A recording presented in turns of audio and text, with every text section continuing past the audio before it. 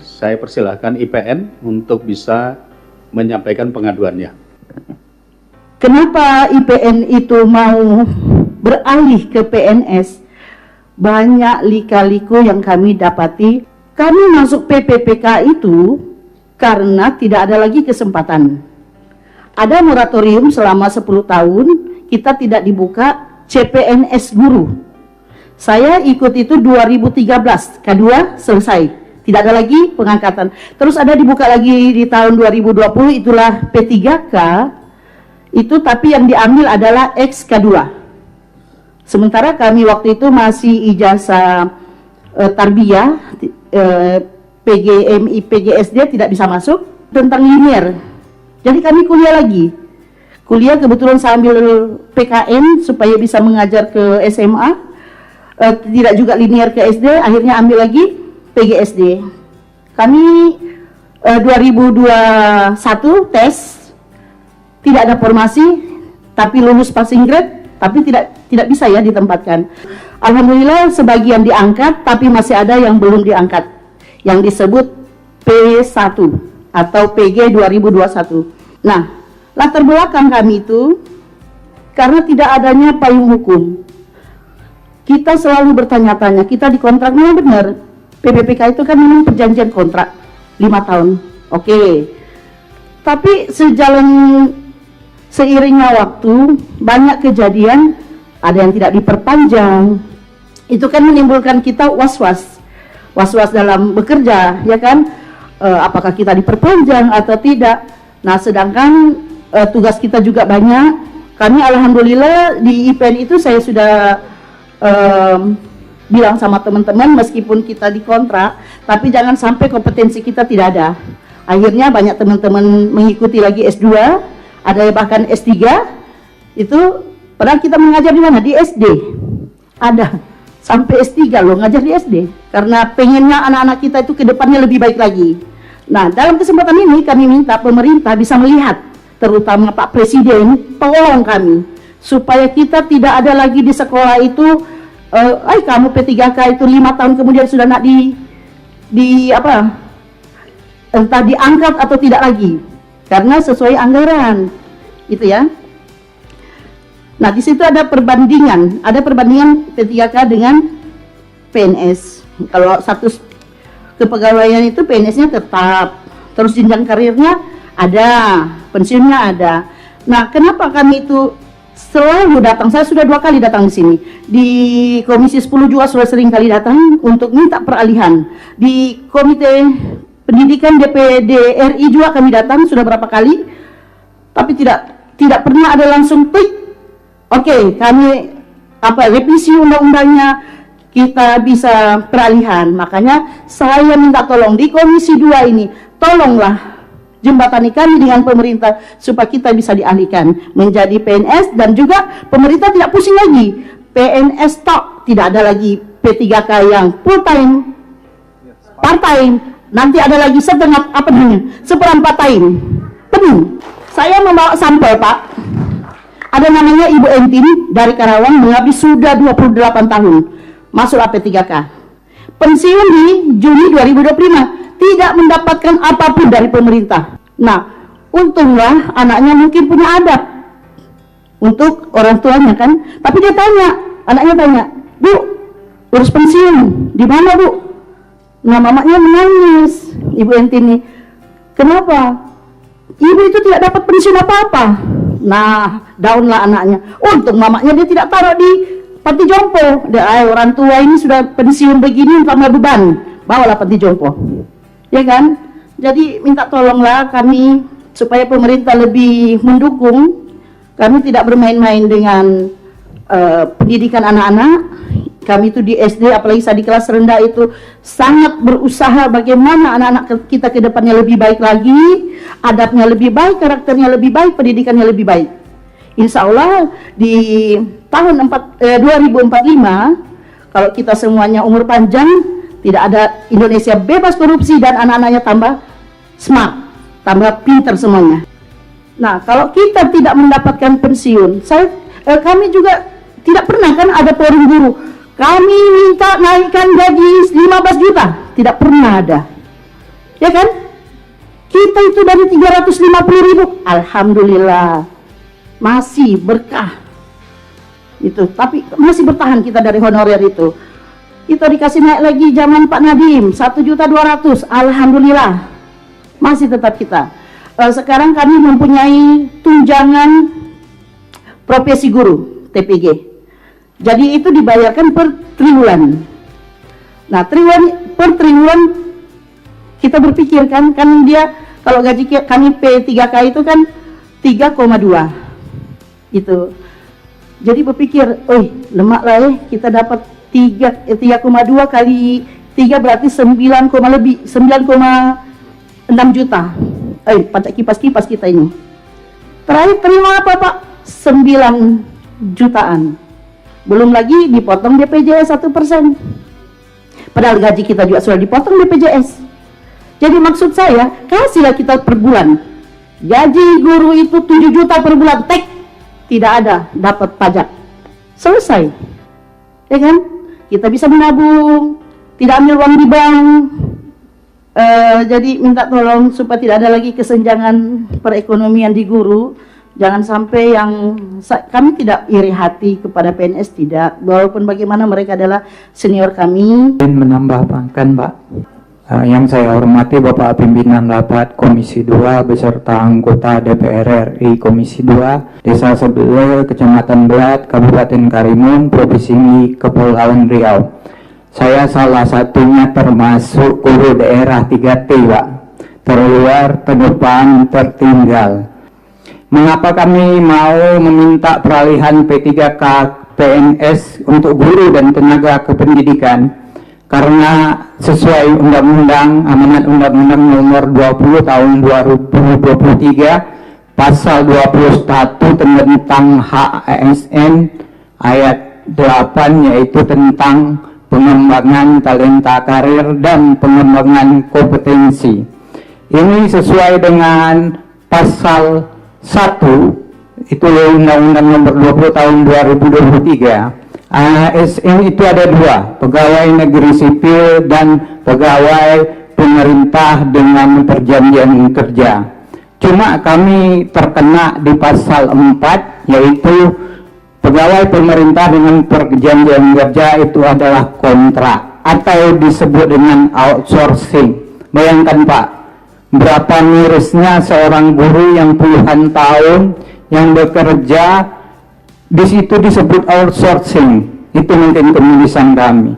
Yang kedua, dasar undang-undang yang mengapa kami sangat ingin peralihan P3K ke PNS untuk guru, yaitu tentang Undang-Undang Nomor 1 Tahun 2022, tepatnya pasal 146 tentang belanja daerah untuk pegawai daerah. Itu hanya tinggal 30%. Bayangkan Pak, termasuk kabupaten kami, belanja pegawai daerah itu sudah melebihi 30%. Secara otomatis pegawai yang akan dirumahkan yaitu pegawai kontrak atau kami Pak. Bayangkanlah kami seorang guru daerah 3T, kami harus dikontrak, dan dengan dasar undang-undang yang efisiensi anggaran sekarang kami harus itu. Supaya revisi undang-undang ASN itu untuk P3K atau PPPK itu menjadi jenjang karir Pak, seperti PNS. Kami terhalangi sekarang ini, kami tidak ada jenjang karirnya. Saya ingat momen di mana P3K itu mau dicetuskan. Di ruangan ini juga saya sempat hadir. Itu 4 tahun yang lalu Pak.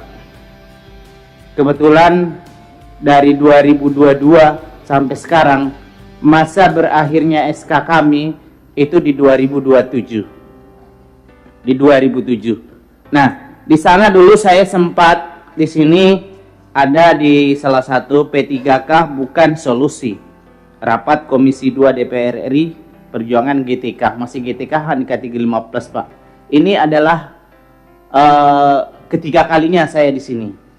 Jadi nasib kami memang betul, kami tidak pungkiri bahwa P3K itu sama dengan istilahnya pertolongan pertama pada kecelakaan. Betul Pak. Tidak ada kepastian buat kami, Pak. Saya pribadi aja, saya berbicara diri saya. Saya S2, tapi jenjang karir nggak bisa naik ke 10, Pak. Saya kejar itu, katanya P3K harus karirnya harus dinaikkan. Ya kami coba menyimbang itu semua, Pak. Tapi apa yang diberikan oleh negara buat kami, Pak? Kami kuliah lo bukan kuliah S2 ini, bukan duit sedikit, Pak. Apalagi di status P3K. Ya mohon maaf, kesejahteraan sudah ada. Tapi kejelasan tahun 2027 PAD Kalimantan Timur itu turun, Pak. 75% dipangkas PAD-nya. Dana bagi hasilnya. Efeknya apa nanti ke depan? Pasti belanja pegawai, Pak. Belanja pegawai larinya kemana? Larinya ke ASN P3K. Secara tidak langsung nanti terjadi pengurangan. Siapa yang bertanggung jawab dengan nasib kami di sana, Pak? Seluruh Indonesia. Kalau ini kita tidak pikirkan hari ini, bagaimana revisi undang-undang tahun 2020 itu kita perbaiki buat guru yang mencerdaskan generasi bangsa, Pak. Bapak Ibu semua yang hadir di sini adalah jasa dari siapa, Pak? Dari guru. Miris rasanya, Pak. Jujur aja, saya pribadi salah satu orang yang menanggapi statement dari Kepala BKN. Kami dianggap peran pengganti, Pak. Dianggap ban seret. Terus mau diapain lagi kami P3K ini? Kami guru loh, punya hati, punya perasaan, bukan benda. Kami dianggap sebelah mata. Jadi kami minta tolong. Dulu, Pak, saya jujur aja, tidak mau adanya mengambil P3K ini, Pak. Jujur. Cuma desakan dari salah satu dewan, ambil Pak Mbok. Kalau sudah P3K, mungkin bisa dialihkan, ganti presiden, ganti menteri, mungkin bisa dialihkan, Pak. Saya ambil. Nah sekarang saya tanya, 3 tahun berlalu, mau perpanjangan 2027, apa? Belum ada kepastian, Pak. Bagaimana nasib kami? BAD Kalimantan daerah penghasil, itu juga bisa berefek kami dengan P3K-nya di sana banyaknya tuh, Pak. Puluhan ribu. Jadi mohonlah, kami datang dari beberapa provinsi ini mewakili teman-teman dari semua P3K se-Indonesia. Alihkan kami jadi PNS, Pak. Terima kasih. Zaman dulu kita diadu domba oleh penjajah. Ada Belanda, ada Jepang. Tapi kini model penjajahannya, adu dombanya beda. Siapa yang jadi domba? Kami, para guru P3K dan guru PNS. Karena kami dianggap, paling juga guru mah baik. Paling guru itu sabar, guru itu diem kok, guru itu gak akan demo. Betul, kami akan selalu menjaga martabat itu, karena label guru digugu dan ditiru. Jadi intinya semua permasalahan supaya tidak ada lagi drama P3K, kami mohon dengan sangat, buatlah peraturan perundang-undangan mengenai manajemen ASN yang jelas dan juga manusiawi untuk kami guru-guru P3K. Kami minta dan memohon dengan sangat, karena juga kami ini mendapat arahan dari Komisi 10, karena yang bisa mengubah undang-undang itu ada di Komisi 2. Kami minta dengan sangat dan memohon supaya tidak ada lagi air mata, Pak. Kesedihan kami yang sangat tidak dihargai selama ini. Siapa yang menolong kami kalau bukan wakil rakyat? Siapa yang membantu kami kalau bukan pemerintah? Tolong peralihan P3K ke PNS harga mati. Mohon izin saya membawa sampel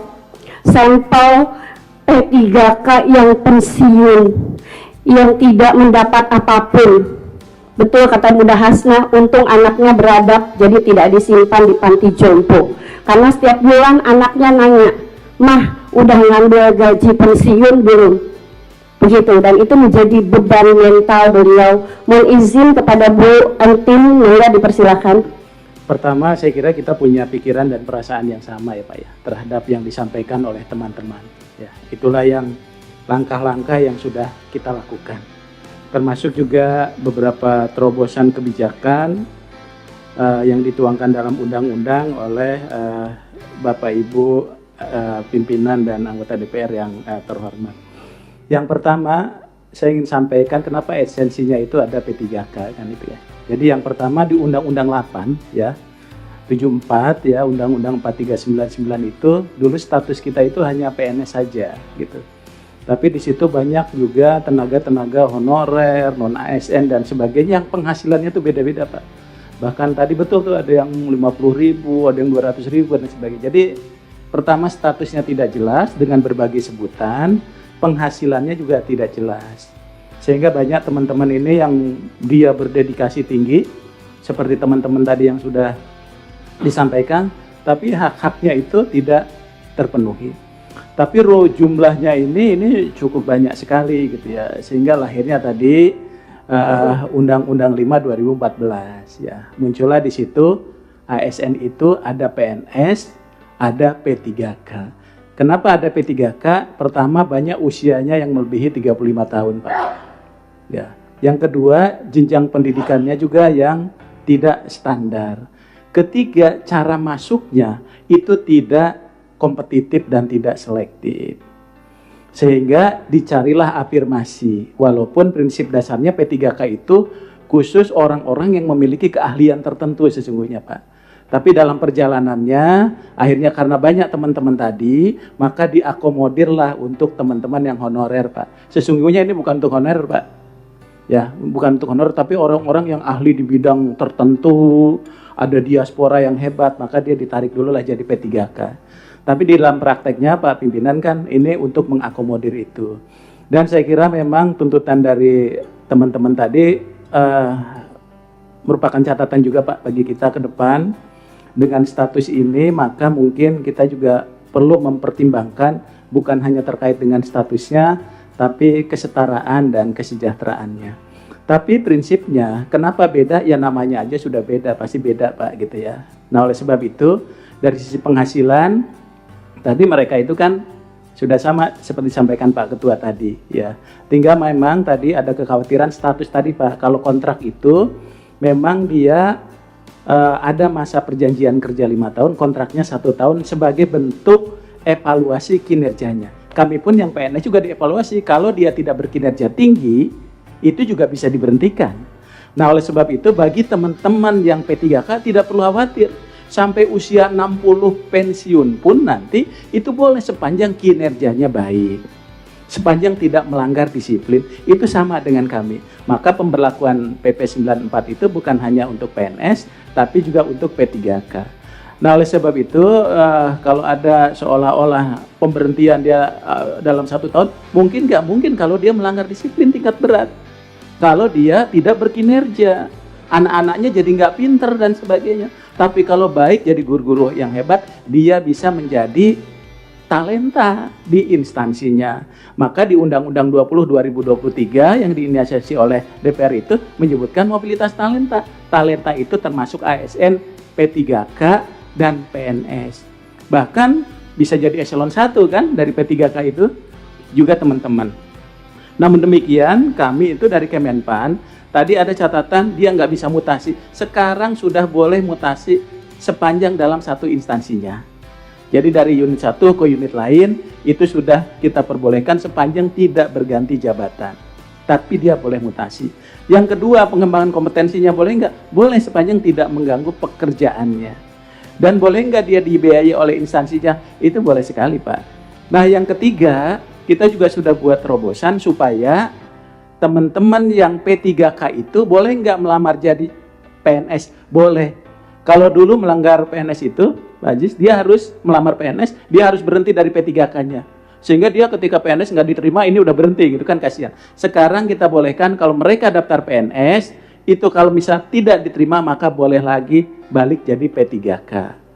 Nah kemudian Bapak Ibu teman-teman sekalian, mungkin teman-teman ini masih beruntung Pak Ketua. Tapi teman-teman saudara-saudara kita yang sekarang malah belum jadi P3K, itu juga masih banyak. Ya. Nah ini bagi teman-teman yang sudah hadir di sini, saya kira kita syukuri dulu. Kemudian saya kira tadi yang sampaikan Pak Topan, Pak Ajis, Pak Giri dengan Pak Pimpinan tadi, itu sudah respon yang cukup merespon apa yang Bapak Ibu inginkan.